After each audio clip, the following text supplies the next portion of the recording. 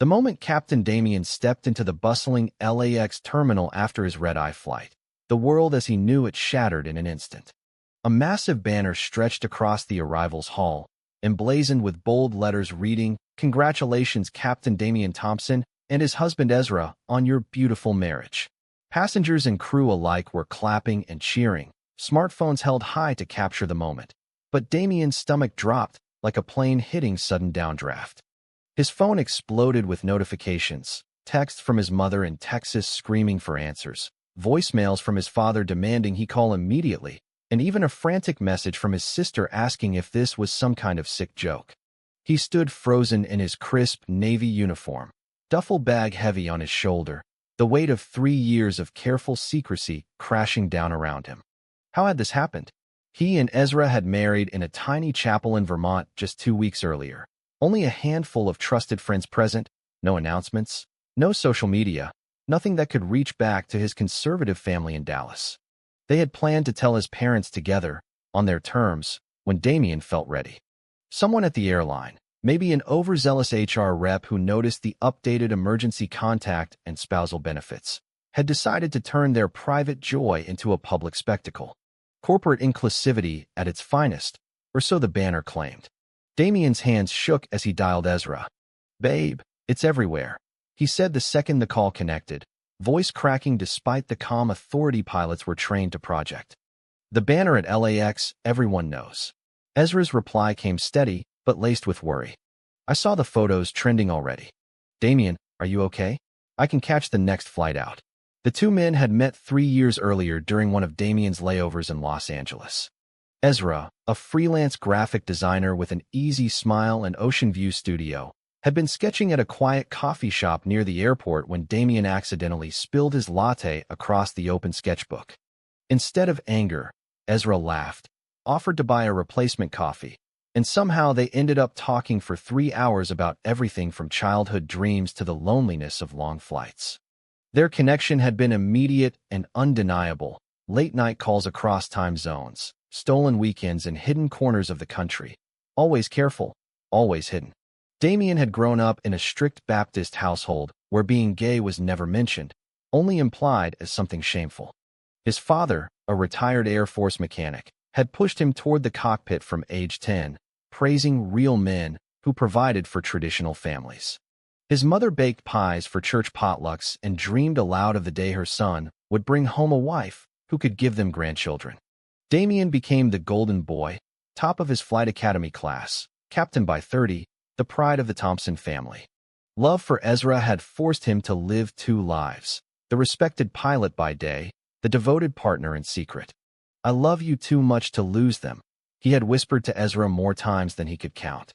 Now that fear was materializing in the most public way possible. As he pushed through the crowd toward the crew lounge, his best friend Alex was already waiting, arms crossed, face a mix of shock and concern.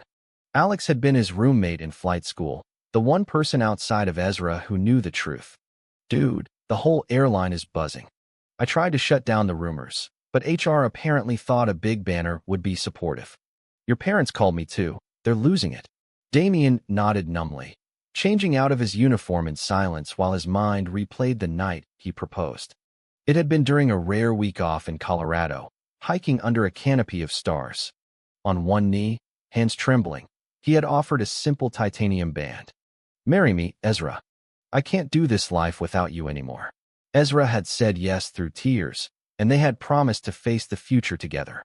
By the time Damien reached his car in the long-term lot, the sun was setting over the Pacific, painting the sky in hues that matched the hope he had felt that night in Vermont. But now that hope felt fragile. "I have to go home," he told Ezra over speakerphone, merging onto the freeway. "To Texas. I can't let this destroy everything over text messages." Ezra's silence spoke volumes before he finally answered. "I'll be right behind you. We do this together." Damien gripped the wheel tighter, the psychological storm already brewing. The banner had ripped open a door he wasn't ready to walk through, and the consequences were only beginning to unfold. The next morning, Damien boarded the first available flight to Dallas, the familiar cockpit routine offering no comfort this time. Every checklist, every radio call felt mechanical while his mind replayed the banner, The cheers, the texts. His mother's last message still burned on the screen. Call us now. This isn't you. He landed at DFW to find his sister waiting at baggage claim, eyes red from crying. Mom and Dad haven't slept. Dad keeps saying you lied to everyone your whole life. Damien hugged her tightly, the airport noise fading as the reality of family expectations pressed in. They drove in silence toward the suburban home where he had grown up, American flags lining the street, church bells ringing in the distance. Ezra's plane was due in 3 hours. Damien needed those hours to face his parents alone. The house smelled of fresh coffee and tension the moment he walked in. His father stood by the fireplace, military posture rigid, while his mother clutched a photo album of Damien's childhood, soccer games, flight school graduation, all the milestones that had promised a certain future. A husband, his father said, voice low and dangerous. We raised you better than this. The airline hanging that banner like it's something to celebrate? You've embarrassed this family in front of the entire country. Damien stood tall, pilot training keeping his voice steady even as his heart raced. I love him, Dad. Ezra makes me the man I was always meant to be. I hid it because I was scared of exactly this reaction. His mother's tears came then, quiet and devastating. We prayed for you every night. We pictured you with a wife, kids running around this yard. How could you throw that away? The misunderstanding hit hardest here. His family saw his love as a betrayal, not an identity. Damien tried to explain the years of internal struggle, the nights he had cried alone in hotel rooms after flights, questioning everything. But words felt inadequate against decades of tradition. His sister tried to mediate, reminding them of Damien's flawless career, the lives he had safely carried across oceans, but the damage was spreading. When Ezra arrived, suitcase in hand, and eyes full of quiet strength, the room grew colder. Damien introduced him simply. This is my husband. Ezra extended a hand, voice respectful. I know this is a shock. I love your son more than anything. His father turned away without shaking it. The evening stretched into painful conversations, his mother asking if it was a phase, his father quoting scripture between clenched teeth. Damien felt the psychological weight growing heavier with every minute. Yet watching Ezra calmly answer each question, never raising his voice, reminded him why he had fought so hard for this life. Alex called late that night from California. The company is getting calls from conservative groups. Some pilots are whispering about crew assignments. I've got your back, man, but this is bigger than us. The loyal friendship that had survived flight school pranks and tough check rides now faced its own strain. Alex admitted he had always worried the secret would explode, yet he had never pushed Damien to come out. I just didn't want you to lose everything, he said. Damien hung up feeling the first cracks in that lifelong bond. By midnight, alone with Ezra in his childhood bedroom, Damien finally let the exhaustion show. They might never accept us. Ezra pulled him close. Then we build our own family. But you don't have to choose between me and them. Not yet. Sleep came slowly, the banner's bright colors haunting his dreams. The turning point was still days away, but the ground beneath Damien's carefully balanced life had already begun to shift. Back in Los Angeles 3 days later, Damien reported for duty with a knot in his stomach that no pre-flight checklist could ease. The airline had issued a brief statement praising diversity and inclusion, but the whispers in the crew room were louder than any engine. Some colleagues offered awkward congratulations, others avoided eye contact. His usual co-pilot, a veteran named Ramirez, clapped him on the shoulder. Captain, you do you. Just keep us safe up there. Yet Damien felt the scrutiny, the way conversations stopped when he entered the briefing room, the sidelong glances at his wedding ring now visible for the first time. Ezra had stayed in Texas longer, trying to bridge the gap with Damien's mother over coffee. Small progress. She had asked for photos of their Vermont wedding, but his father refused any contact. The misunderstanding deepened when a local Texas newspaper picked up the story, framing it as local hero pilot's shocking double life. Damien read the article on his phone during a layover in Chicago, the words deception and family values cutting deep. He called Ezra immediately. They're painting me as someone who tricked everyone. Is that how you see me? Ezra's voice was calm. Never.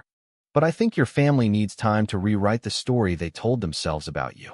That night, in a sterile hotel room, Damien stared at the ceiling, the psychological pressure mounting.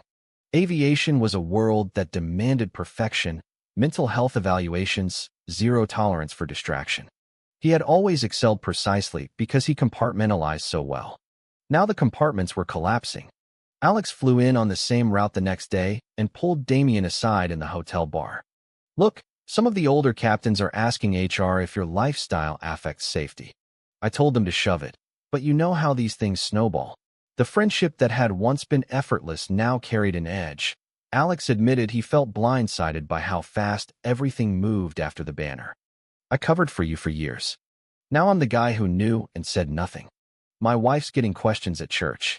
Damien heard the fracture forming and hated it. A serious misunderstanding erupted during a layover in New York. Ezra, back in LA, saw a tabloid photo of Damien laughing with a female flight attendant, completely innocent, just crew camaraderie, and texted, "If this is easier for your career, I understand." Damien read it mid-taxi to the gate, heart dropping. He called immediately, voice tight. "Ezra, that's not us. I chose you the day I proposed. Don't let them make you doubt that." The conversation ended in tears on both ends, but it forced Damien to confront how external pressure could twist even the strongest bond. He decided then to fight harder, filing paperwork for spousal travel benefits and openly displaying photos of Ezra in his locker.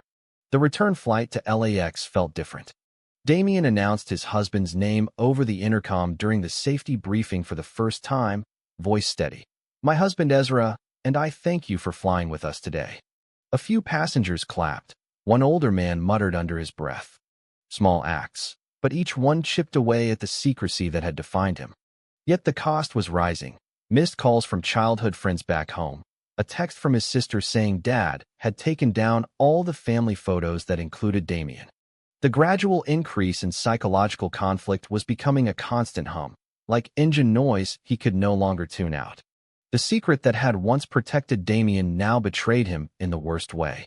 A colleague from the Dallas hub, someone he barely knew, leaked private messages and wedding photos to a gossip site, claiming it was time the public knew the truth about their captain. Within hours, the story exploded across national news. Gay airline pilot's secret marriage exposed. Family speaks out. Damien was in the cockpit preparing for a transatlantic flight when his phone lit up with alerts. He handed controls to his co-pilot and stepped into the jump seat, reading his mother's public statement. "We love our son, but we do not condone this lifestyle." The words felt like a punch to the chest. Ezra called from LA, voice shaking. "The reporters are at my studio. They want comments on how I turned you." Damien's decision was instant. "Stay inside. I'm coming home as soon as we land." But the flight was already delayed by weather, and the psychological toll showed. His usually flawless landings felt slightly off, nothing dangerous, but enough that he noticed the tremor in his own hands. At the gate in London, airline management pulled him aside. "We support you, Captain, but the media storm is affecting bookings. We're reassigning you to domestic routes until things calm." It wasn't outright suspension, but the message was clear. His career, built on years of flawless service, now carried an asterisk. Alex met him at LAX with news that hit harder. Some guys in the union are circulating a petition saying pilots should disclose personal matters that could affect crew dynamics. They used my name as reference because I knew. I told them to go to hell, but the damage is done. The betrayal from within the tight-knit pilot community stung, but the real fracture came when Alex admitted, "I'm getting pressure from my family too. They're asking if I should distance myself from my own career." Damien stared at the man who had been like a brother. "You're choosing sides?" Alex looked away. "I'm trying not to, but this is bigger than us now." The loyal friendship that had survived everything was cracking under the weight of public scrutiny and private fears. Damien drove straight to Ezra's studio, reporters still lingering outside. They slipped in through the back, locking the door behind them. Ezra's usually bright workspace felt dim. "I never wanted this for you," Damien whispered, holding him tight. "My career, my family, none of it is worth losing you." Ezra pulled back gently. "It's not about losing me. It's about whether you can live with who you really are when the whole world is watching." The conversation stretched into the night, revealing layers of doubt Damien hadn't admitted even to himself. The sacrifice he was considering, stepping back from flying, the one thing that had defined him since childhood, felt both terrifying and necessary. The next morning brought a new low. His father left a voicemail. "If you want any relationship with this family, you end this now and come home alone." Damien played it for Ezra, tears finally breaking through the pilot's composure. The misunderstanding had evolved into outright rejection, and the psychological consequences were carving deep lines around his eyes. Yet in that moment of raw pain, Damien made a quiet vow. He would not hide anymore, no matter the cost. The turning point was approaching, and he could feel the runway lights of his old life fading behind him. The major turning point arrived on a stormy Tuesday at 35,000 feet. Damien was captaining a red-eye from Seattle to Chicago when turbulence hit harder than forecasted. His mind, usually laser-focused, kept drifting to the latest family ultimatum and the union petition. For the first time in his career, he felt the controls slip, not physically, but mentally. A split-second hesitation on altitude adjustment triggered a warning from air traffic control. Nothing catastrophic, but enough that his co-pilot shot him a concerned glance. "You good, Captain?" Damien nodded, but inside the storm raged. He had always prided himself on separating personal life from the cockpit. Now the two worlds had collided mid-flight. Landing safely in Chicago, he immediately requested a leave of absence. The airline granted it without question, their support feeling more like damage control. Damien flew commercial back to Los Angeles, every mile taking him closer to the confrontation he had avoided for years. Ezra met him at the airport with open arms and plane tickets to Dallas. We faced them together this time. No more hiding behind phone calls. The flight south was quiet. Both men lost in thought about the sacrifices already made.